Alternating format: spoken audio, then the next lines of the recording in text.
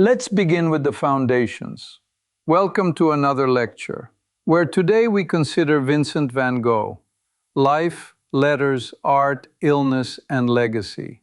I am Alexei, and we will proceed in a structured manner because the record rewards careful reading and occasionally a dry smile at human inconsistency.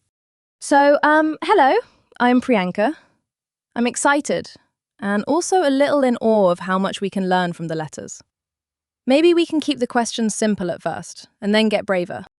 To frame our discussion, Vincent Willem van Gogh was a Dutch post-impressionist who in just over a decade produced approximately 2,100 works, including roughly 860 oil paintings, many of them executed at a near-daily tempo in his final 2 years.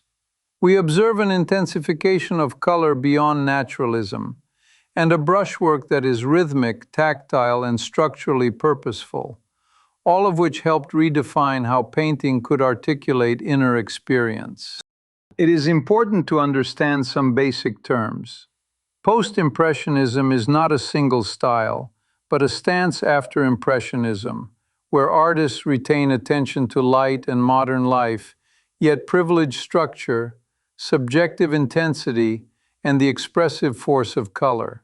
In Van Gogh's case, this means using complementary contrasts, think blue against orange, yellow against violet, and charged brushstrokes to convey atmosphere and emotion, often more than literal description. His letters document this theory repeatedly, so we are not guessing. I'm curious about how that color shift actually happened. Like, did he just wake up and decide to use more yellow? Or was there a chain of influences we can point to? This brings us to influences. His palette evolved from the somber earths of Nuenen to high chroma harmonies under several pressures. Exposure in Paris to Monticelli's lush color, to Japanese ukiyo-e prints with their flat planes and bold contours, and to neo-impressionist color logic at Agnières, where blue-orange and related pairings become deliberate. In Arles, under southern light, the yellows, ultramarines, and mauves interlock decisively. Mathematically, one would say the variance of chroma increases while the structural armature remains legible. It is worth noting the human cost. He suffered periodic mental illness, with episodes and delusions, and lived on bread, coffee, and tobacco. Alcohol and overwork aggravated matters. His Arles crisis culminated in December 1888 with the self-mutilation of his left ear, followed by hospitalization for what was termed acute mania with generalized delirium. The exact chain of provocations that night remains uncertain, and we should keep that uncertainty in view rather than mythologize it. Moving on. Why does this still matter? Is it just because he influenced later painters, or also because of how we talk about creativity and illness now? Both. For modern art, he is catalytic. Fauves and German expressionists absorb his palette and handling, which normalizes his once scandalous intensity. For our discourse on mental health, he becomes a durable, if imperfect, emblem of the tortured artist. The risk is that we flatten complexity into archetype. Our task is to separate the work's formal intelligence from the biographical noise, while also acknowledging the realities of illness, poverty, and ostracism that shaped his circumstances. And there are misconceptions we keep repeating, right? Like, I think people say he was expelled from the Antwerp Academy, but records show he was told to repeat a year. People also think Wheatfield with Crows was the last painting, but scholars place several of their canvases after it. Even the ear story. The recipient was a 17-year-old cleaning girl, Gabrielle Berlatier, not a named prostitute as often assumed. Let's start with the history. Born in 1853 into a Dutch Reformed parsonage, encouraged to draw by his mother, he was a serious and often isolated child. As a young man, he entered the art trade at Goupil, worked in London and Paris, grew disillusioned, and then pursued evangelical work among miners in the Borinage, with such extreme solidarity that church authorities dismissed him for undermining the dignity of the priesthood. By 1880, following familial crises and a long walk to and from Jules Breton's estate, he pivoted decisively to art, with Theo's guidance. Moving forward, early works in Noonan focus on peasant life with dark tonalities, culminating in The Potato Eaters. Criticism from Theo that the palette was too dark, combined with Antwerp museum study and then Paris immersion, catalyzed the chromatic shift. In Paris, Cormon's studio, Signac, Bernard, Toulouse-Lautrec, and exposure to Japanese prints all matter. By late 1887, he organizes a small exhibition and exchanges with Gauguin. Exhausted by Paris, he leaves for Arles in 1888 to found a communal studio and begins the decoration for the Yellow House.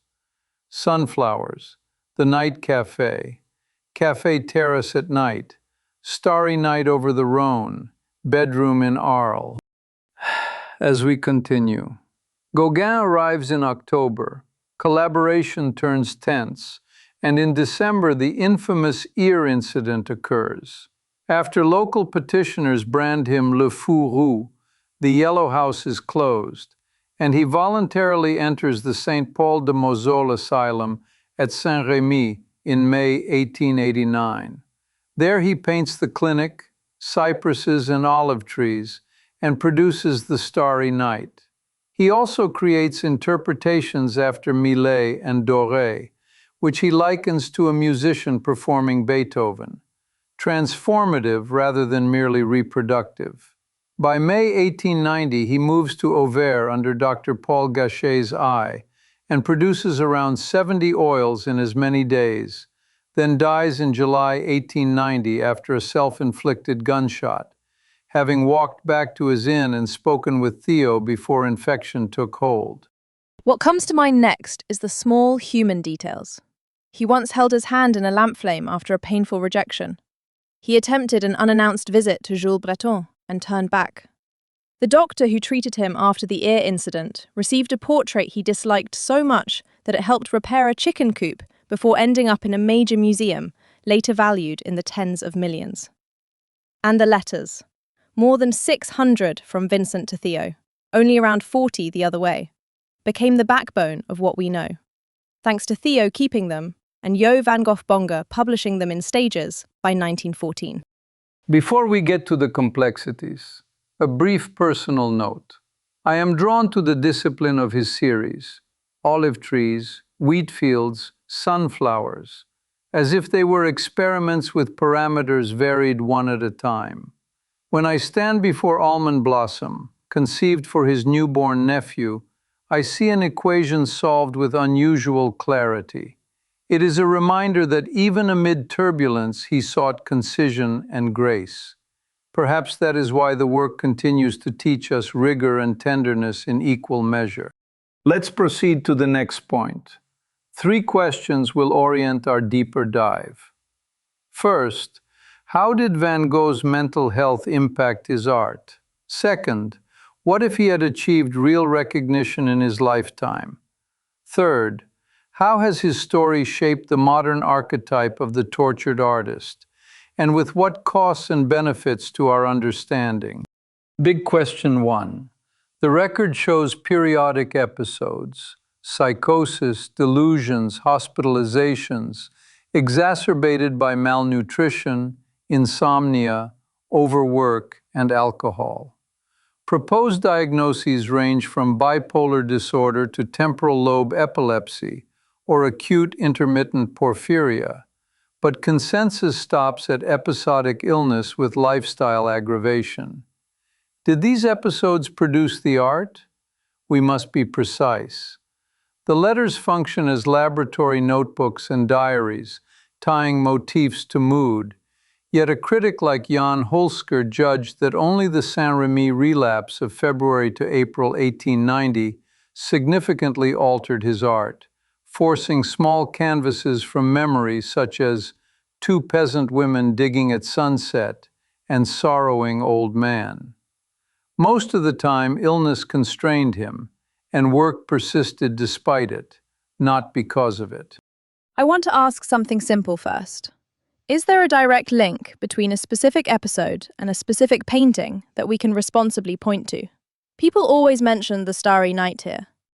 In simpler terms, the Starry Night was painted in the asylum, which is a context, not a cause. He had access to a barred window. He worked both outdoors and from memory, and he had periodic relapses.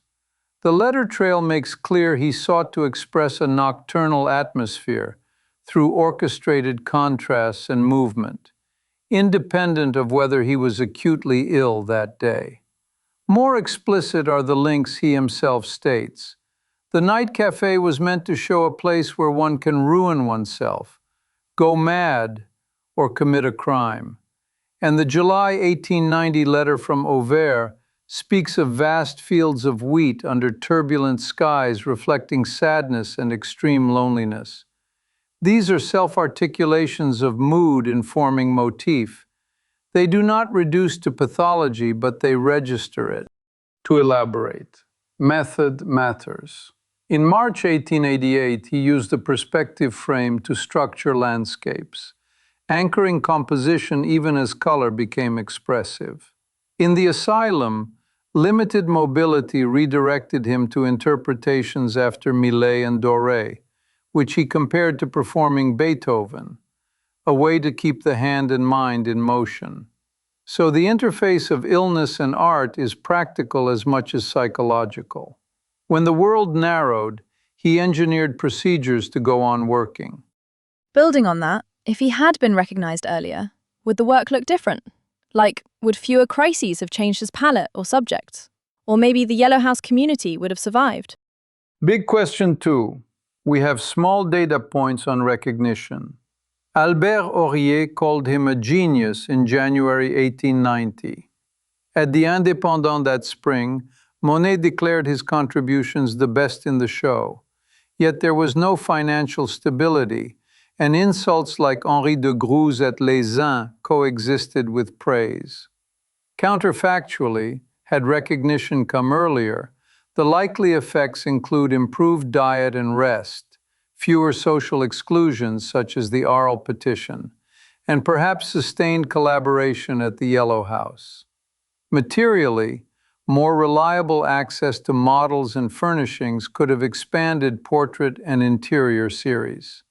Psychologically, reduced precarity may have dampened the amplitude of crises aggravated by self-neglect. Can we say that stylistically, he might have turned away from high chroma intensity if things got easier? Or would he have doubled down on the series and just refined them further? Theoretically, the late works already show a drive toward economy and grace. It is plausible he would have continued the series' logic: olive trees, cypresses, wheat fields, seeking concision rather than excess.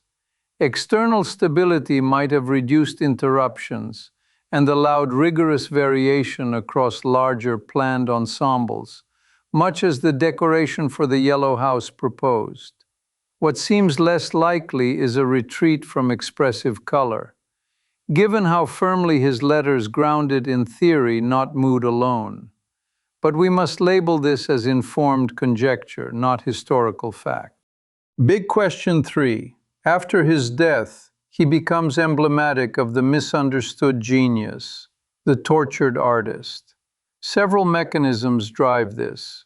First, the letters, diary-like in intimacy, published through Jo van Gogh Bonger by 1914, supply a narrative spine and emotional soundtrack. Second, early 20th century movements like the Fauves and German Expressionists absorb his color and brush, making him legible to larger audiences. Third, sensational episodes, the ear, the asylum, the suicide, simplify publicity. The risk is that myth eclipses method, when in fact the method is intricate and disciplined. I often think the media and exhibitions choose the dramatic beats first. How much did shows and publications shape the story we now repeat? And is there a way to measure that influence rather than just feel it? We can infer several pressure points. The Les Exsangues scandal gave him notoriety among peers. Monet's 1890 endorsement at the Indépendant validated him to the Impressionist generation. Joe's 1906 and 1913 selections and the 1914 comprehensive letters reframed him for the public as a thinker of color and composition, not merely a victim of fate. And the market's later volte-faces, consider Portrait of Dr. Ray, once used to mend a chicken coop, later a prized museum work, made the arc irresistible to storytellers. A concrete research avenue would be to perform content analysis of exhibition catalogs, press, and the letters over time, tracking the frequency of terms like madness, genius, color, and labor. We might discover that the tortured narrative spikes around publication cycles rather than around the artworks themselves. Maybe it's just me, that the corrections feel important too. Not expelled from Antwerp. Wheatfield with crows, not the last. The gunshot location, still uncertain. And that the ear was given to Gabby, a cleaning girl. Small accuracies that add up to a less sensational, more human picture. In conclusion, Van Gogh intensified color and gesture into a grammar for feeling, produced at a pace that still startles, and left letters that teach us how to read his work. We examined how illness constrained yet did not create the art, how earlier recognition might have altered the environment rather than the core aesthetic, and how his legacy has both illuminated modern painting and hardened a sometimes unhelpful archetype. If today's discussion interests you, a natural next step is to place him alongside Paul Gauguin, whose methods and temperament provide a telling counterpoint to both collaboration and rupture. This then completes our present analysis. Thank you for listening, and do not hesitate to return to the letters themselves, which remain the most reliable primary source we have. The evidence is generous if we read it generously. That was helpful to think through, actually. Thank you, Professor. So I guess that kind of sums it up.